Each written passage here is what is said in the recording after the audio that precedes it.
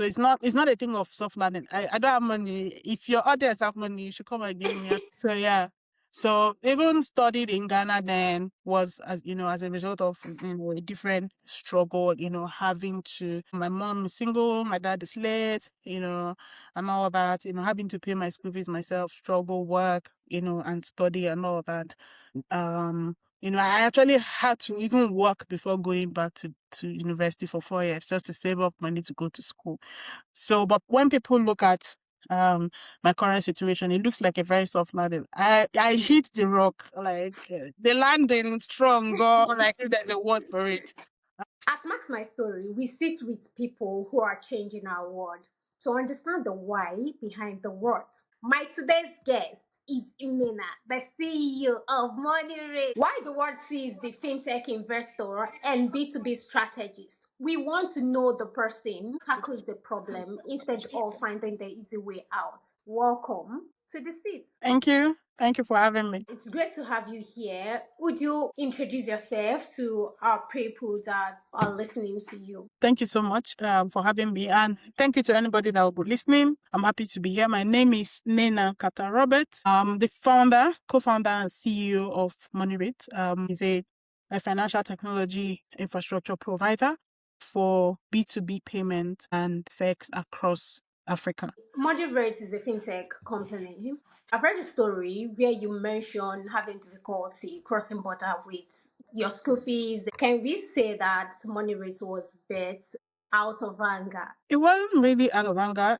It was built out of curiosity, out of quest to find out how things need to be done and improve on already existing system. I'll give you a bit of background. Building money rates did not just come up one-off, even when we were in the experience. Myself and my co-founder, we did our undergrad in Ghana. So you can imagine what it is, young people studying in Ghana, being Nigerians, and we have to move to Ghana with physical cash to pay our school fees. Sometimes we have to change the money at the borders. For most of us that are very familiar with how Bureau de Change and our border ecosystem works. So it's not just risky, you are exposing yourself to theft, risk, fraud, name it. It could even be money laundering because these payment mechanisms are not tracked, they're not reliable. But people do it, however, because from where we come from, we have learned helplessness. What can we do, right?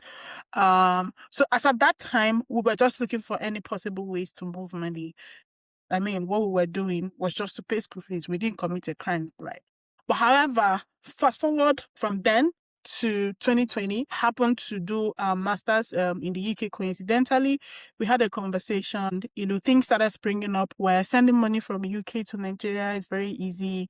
Sending money from UK to any European country just in a Swift. And then why don't we have some of this technology around what we do in Africa? A lot of trades are happening. Look at the after model that has been built to enable trade across Africa. So much, business opportunities, trade corridors that could open within the continent. But you can't talk about trade. You can't talk about business without talking about payment first, and then every other thing that can make your business successful. So we looked at it, and then just to add to it, my co-founder, the mother, does business between two African countries. The same problem transcends. So not just businesses that do importation and exportation, big businesses, even SMEs and small business holders, these issues transcend to them. On the individual level, they have their own issues, small businesses issues, big businesses. It was easier for people to do business with countries like in China or, US or European, because making those payments are easy. And there are also other things that can enable that business to trend around logistics, regulatory side of things, and all that. So we looked at it holistically and we said, this is just the right time for us to do something for our continent. So we started building Monirate. We have iterated on multiple fronts. We have grown, we have learned our lessons, and we have improved. Where we are right now is providing that infrastructure. It's not just about making movement of money easy, but is there an infrastructure that can enable other businesses, other fintech, other, people who have different ideas and solutions within the continent to thrive on? So we started building the infrastructure to enable that, not just a platform to enable payment, but an infrastructure to enable other businesses to thrive when it comes to movement of money within the country. So that has been our story. It has not been an easy one, but here we are today. So you can look us up on monirates.com. You said you've learned your lessons. What's the biggest lesson you've learned? I think the biggest lesson is when people tell you just start the business. You need money, right? By the way, we are raising we're currently trying to raise funds to support the business. We've been bootstrapping. But funding has a good play, right, around building businesses at a higher or larger scale. So funding is one of the lessons we've learned. You need money to make money. That's the whole story. We have also learned a lot of things around the regulatory standpoint around FX, and not just FX within African context. So we learned the regulatory side. On the technology side, we have also learned, because we have pivoted, trying to catch up with the trends, how trying to build. So on different fronts, we have learned our lessons, and people have come and gone. So human resources is another big lecture or learnings for us, right? But so far, where we are, we're still thriving.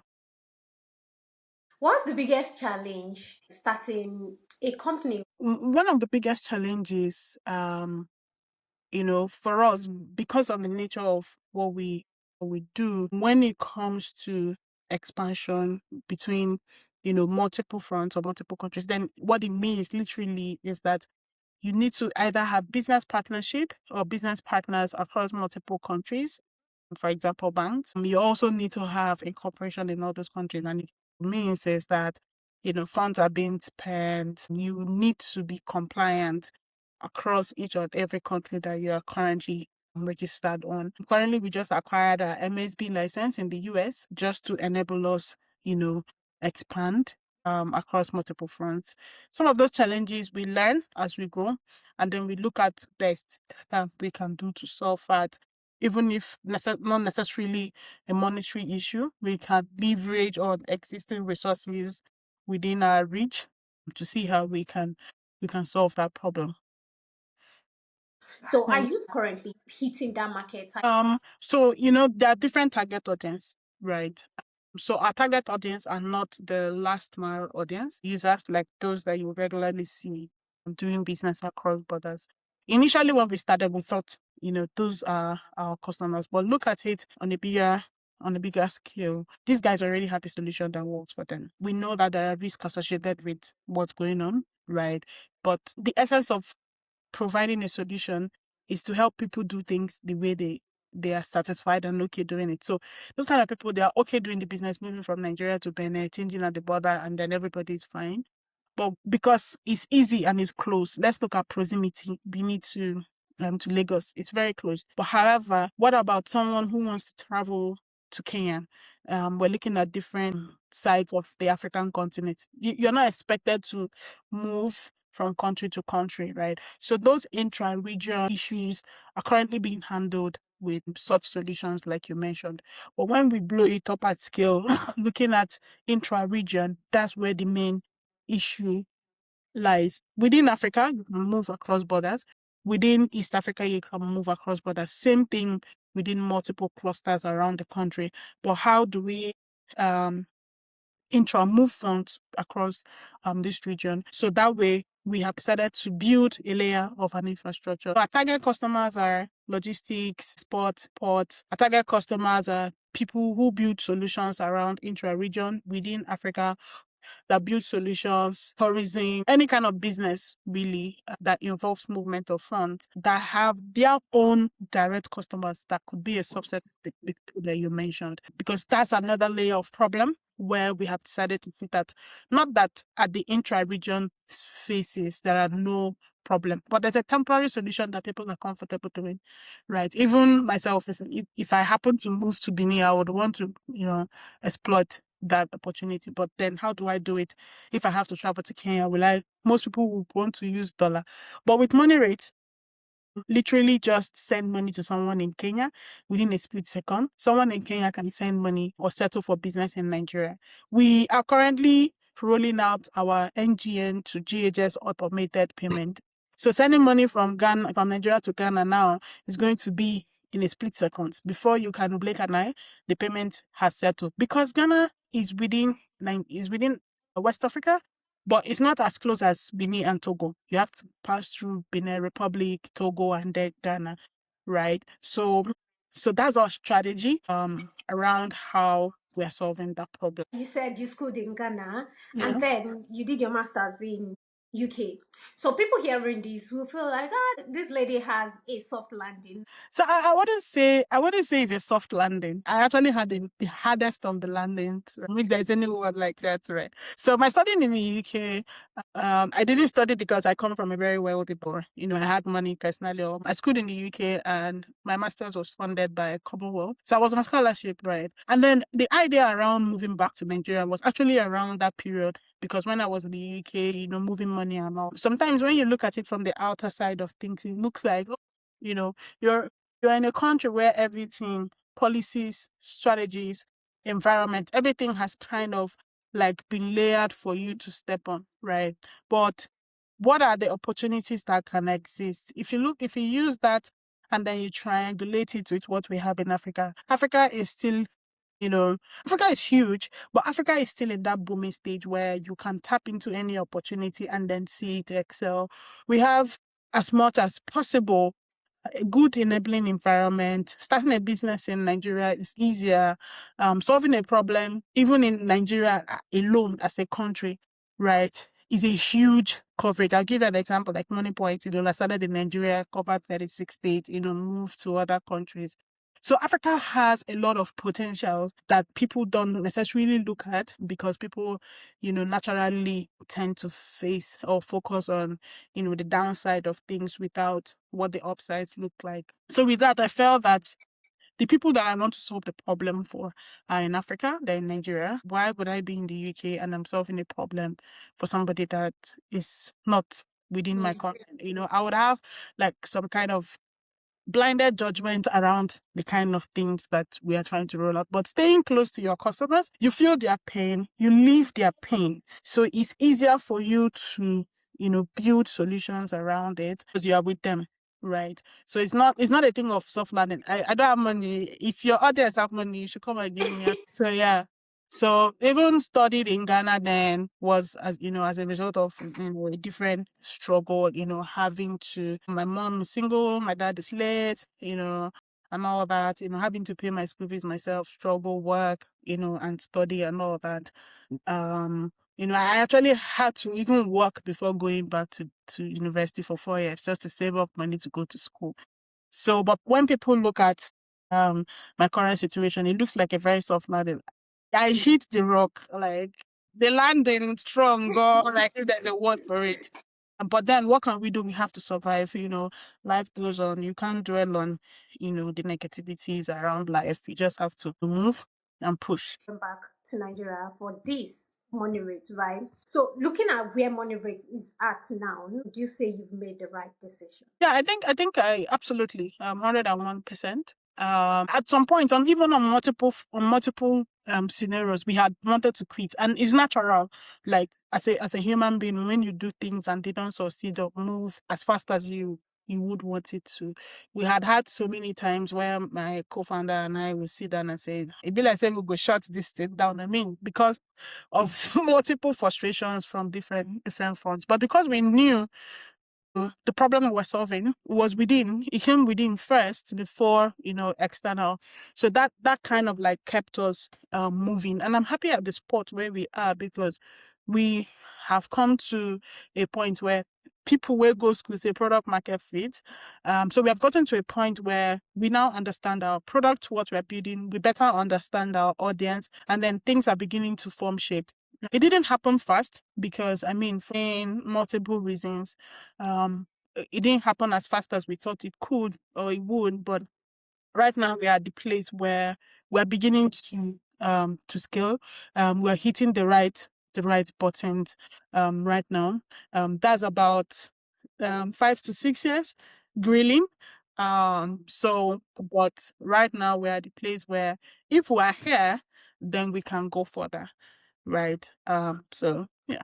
Yeah, you said Monirate has been in existence for over 5 years now. Yeah, FS 2021. Yeah. Wow. Monirate being a startup, what's the most difficult thing that you've had to like solve? Yeah, about not a particular time, it happened over and over again. I'll give you an example. Okay. In 2021, we're still in ideation phase. 22, we started building. And by the way, thanks to Microsoft, we got some funding, Hmm. non-dilutive funding on, supporting us via credit for our infrastructure. So that has helped us in that aspect. For forward to 2022 and 23, we thought, it's nothing much. We started growing.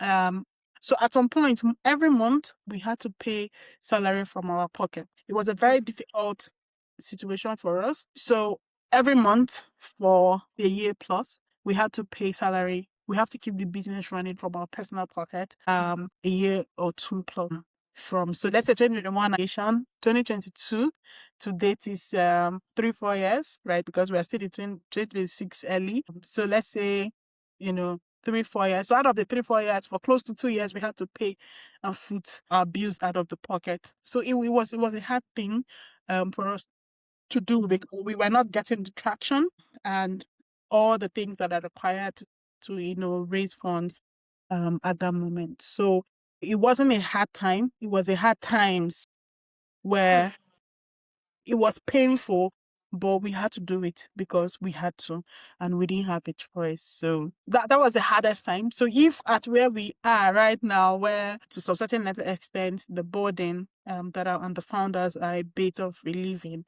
then yeah, those were my hardest times. Trust me. That's a lot. I can't believe having to be paying salary every month without seeing the response like you're expecting. Like even as a content creator, you're like expecting people that you I went want me all to call out. it like I had 2 days, and Yeah, like then you went all out for something, then you're not getting that.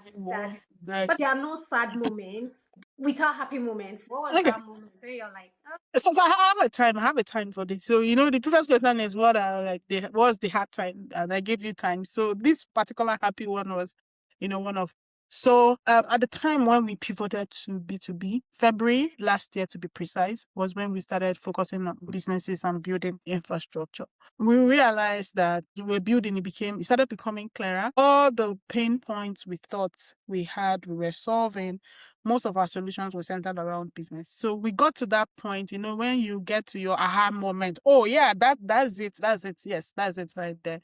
And then in a space of 6 months, we're just piloting, we're just testing the waters. We didn't want to invest a lot on infrastructure, personnel and all that.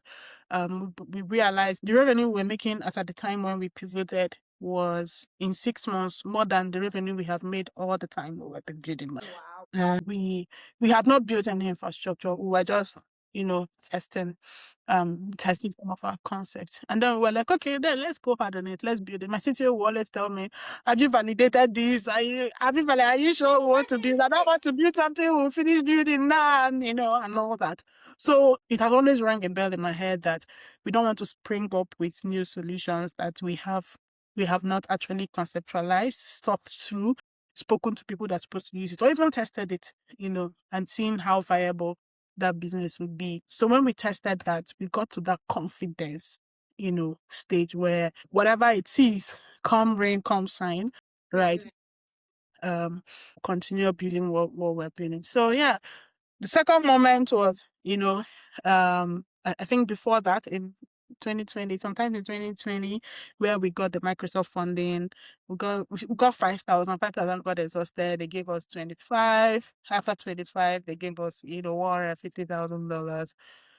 That same last year, we got into um, a startup bootcamp in Netherlands for an accelerator but that was our first and accelerator. So it was a mind blowing. It actually helped us go on so many or see things on so many sites that we haven't been looking at expansion, regularizing what we have and all that. So that has the moment and the aha moment. But that's what makes it move. I mean, if you build things and you don't have the bad times, and the good times, you need to sit back and look at what you're doing to be sure what you like, right? So if you don't expect those, down times, then I don't know. Yeah. This year, Monirates' name finally appeared on the fintech map. How did you feel about it? It was a happy moment. I was actually surprised. I wasn't expecting it. Mm. Just saw a post, somebody tagged me or sent it to my DM. Oh, I can see Marriott and all that. And I opened it. I mean, first time in the history of, fintech map. It happens it's an annual ecosystem. The money rates, this is our first time to appear on the Nigerian fintech map. So it's a good milestone. It's a happy milestone for us to celebrate. So had it been where physical, we would have just popped some white. So it was a You can happy. still send it though. You can email me. I can send my I'll account. send it to your DM. Yes. For first time, 2026, we appeared on the next Mm. progress, shows that we are being seen across the country. It depends on the prototype you have. I've seen people who have idea who raise funds. I've seen people who have prototype that raise funds. I've seen people who Mm. have products and have raised funds. I've seen people who have product that have not raised funds. So it's a multifaceted thing, depending on the sector or the kind of product you're building. Also depending on the solution you're building, and then the overall patapata of them all. It depends on the investor that you're trying to speak to. Multiple investors have different areas that they're interested in. You cannot speak to an investor that is interested in transport that you're talking about, something else. So multiple investors have different areas of interest. Another misconception is that most investors are looking for traction. Traction most times does not really imply making money. Traction means they're seeing your grit. Traction means that they're even seeing one step ahead of where you are. Traction means you have invested in what you're doing. You have invested your time, because for someone who has not gone through it, and someone who has gone through it, investing in that kind of person will be a little bit of tricky, because you can't really tell how far, how long the person can be able to cope. But they look at so many things. They look at personalities of the founders. They look at your products, if it's solving the actual problem. They look at that thematic area or the area of interest. They look at, are you making money? For investors, they call it out. They tell you, I'm looking for people who are making X, Y amount of money so that I can give you money to scale. There are also people who tell you, oh, bring your idea. If I'm interested, I will invest. So if you are able to dissect this information in multiple pieces and then find your own fit within it, then be with you. You raise. Sometimes there's also this feeling of joy when you build products around funded it. You're getting your revenue directly from your customers. You yourself will know how to manage money, right? You would know how to make use of that funds and manage it better. And then any other external funding that is going to come is just going to be like a success booster, not a tilling ground for you. So it actually depends. There's no one size fits all to fundraising. What are the key steps? What are the do's and don'ts you give someone else who is trying to start up? So if you're trying to start a business, my first comment would be do it. Do whatever it is you think you can do. In doing it, there are basic things that people think they need a lot of money to do. Incorporate your business. Let's even know that you're serious, right? Incorporate your business. Even if you are the solo founder, put it in record, have a legal standpoint, or regularize your business. You don't need to have a very big product. And we have a very big product. We also sell the very known product for what we build. There are people who are not even interested in the whole infrastructure conversation. Help me move money, and that's it, right? So learn your audience, know who your actual audience are. Start your business without even starting your business. Some people confuse business with building technology or building solution to solve a problem. For once, I believe that for every problem you have seen and you want to solve, you can always solve it without technology. If you can solve it without technology, then you can solve it with technology at the scale stage. Because if you don't have a team, for me, I would say I'm lucky or I'm blessed, because most of our products are built in-house, right? But if you are not at that position, you have the support, or you have a technical founder who would build what you have, then you can start. I'll give you an example. If you want to start like a logistics company, and you meet people who are able to lease cars, and all that, and you want to do staff shuttling and all that. You can meet businesses, one-on-one, meet them and say, oh, I have XYZ ABCD time slot, put it out on social media and then see what happens. Even if it's one or two persons that want to subscribe to whatever business you have, there is always the non-technology aspect solution, even if it means using Excel as your database to log your customer details and sending email with Google email. Up until date, we still do Gmail, in as much as I have Nena at monirates.com. So leverage on the available resources or free resources that you can to do it. Also know where you are financially, because it can be very draining, where you know that you need to spend, but you don't have where it's coming from. So sometimes people say don't raise money first. So you can even do friends or family, discuss your idea with, start. But financial, burden is a lot, right, on founders' mental health. So you need to be sure where you are financially to be able to make that bold move. Because there's some certain things, no matter how zero cost or low cost they are, there's some certain things that the costs are hidden. Let me even tell you, for example, I've told you, go and do CAC. What if you don't have 100,000 naira to do CAC? It might look very cheap, and it's just CAC, but if you don't have it, you will not be able to do it, right? And nobody would come and give you 100,000 naira out of the blue. Nobody walks around giving people. But if you have, speak to legal advisors if you have legal friends, leverage as much around your ecosystem, network as much as you can. So if you're building a solution around X, make sure that you are in the room where X type of people are surrounded, because there's certain things you will learn. There's some hand holding, there's some introductions, there are some discussions that will give you that aha moment to scale. But whatever it is, just do it, just start doing it, because you will learn in doing. If you don't do it, you just sit and nothing happens. So the car will move itself. So you need to be on the driving wheel, move, and then the road will decide how the shake will be. You said something about how investors invest. You said they might check the personality of this person and all of that. And I know you. I've known you for a while now, and your co-founder. I know how meticulous you guys are with money, with ensuring that things are done properly. So, do you think that investors really? How do they really know someone? However they do it, I'm not sure, but I know they would know, right? Nobody would just give you money out of the blue. We can just hang out for a coffee, just to have a conversation. I just want to know. There's an Igbo adage that says, I want to perceive the smell of your mouth. I just want to understand the kind of person you are, the kind of conversations you have. Some people can spend 30 minutes, 1 hour with you on a conversation, just a tea hangout, or even just a meet, right? And then they're learning certain things. There are questions they can ask, there are body movements, there are responses that they are watching. And for you to get to a point where an investor will give you money, you must have had series of calls. They do their own due diligence, right? They ask for your LinkedIn handle, personal information, they ask questions around your network. They talk to people who you don't even know they must have spoken to. Right. So I mean, sometimes nothing is hidden under the yeah. So they'll find out. They'll speak to you. So it's not like I'm going to give you money and we are exchanging email, and once I'm okay with your business, I'll wire you money. No. They're going to have conversations with you, not even once. They'll get to know you, get to know your business. They're going to do their own due diligence, which takes, investment does not. So we've been in that situation, in as much as we've not raised for Monirates yet. We've done a couple of due diligence, but because we didn't get to the point of traction and all that. So it's a process. Fundraising can take up to 5 months. So you can see a startup or a company come out and say, oh, we raised X amount of money. December, maybe the process started in January.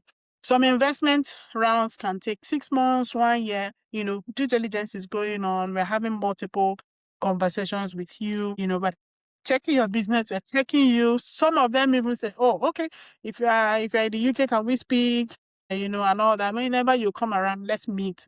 They get to know you, because you don't just invest in business, you invest in the person, because it's the person that is the front of the business. It's the person that's going to make your money, build more money, right? So no matter how fantastic your product is, there is a certain percentage of it, that amount invested in your business, that goes to you for your personality, not goes to you in your pocket, but like that contributes to, the overall fund. Why Yeah, the the reason person is choosing why we to get the aspects of your department do you think is the hardest to manage? I think marketing, there's this gray line between your product and how it goes out and how it's being Hmm. represented, your brand. So the hardest point is not the department. The hardest point is the line between the fence between the borders. So having to sit between the tech and the marketing. How are we speaking one language? It is a very how do we translate what is being done? Because a lot of effort and work goes in on a daily basis to keep whatever we have up and running like every minute of the day. But how do we translate what has been done to the audience properly? Definitely. Yeah. That's the data work. We have a tradition on Max My Story. You're going to drop a question for the next person we are interviewing. So it could be a Okay. question on anything, any aspect of life. Maybe you find it intriguing or it's just something that you're curious about. So what's that question you would like to drop for our next guest? Thank you so much for You giving me the time to have this conversation with you. Do you have any final words for people that are listening to you? do because I'm carrying my business on the head. So for businesses that are interested in off ramping, you want to off ramping to any African country, you want to off ramp to the US, to any country. We do USD settlement, by the way, to any country. So you want to settle to China, you want to settle off ramping your stable coin to any European country, we do that. So just hit me up. My email is nena@monirates.com. You can look up for me on LinkedIn. Nena. I'm always on my phone, so trust me, I'll rescue. So, guys, please hit my CEO up. Like, she's open for business any Yeah. day, anytime. Okay. Just chat her up and she would respond to you. And she's very reliable and meticulous. So, this is ensuring that everything is done properly. Thank you so much again for being here. We have come to the end of our conversation with the CEO of Monirate. Until next time, stay connected by subscribing.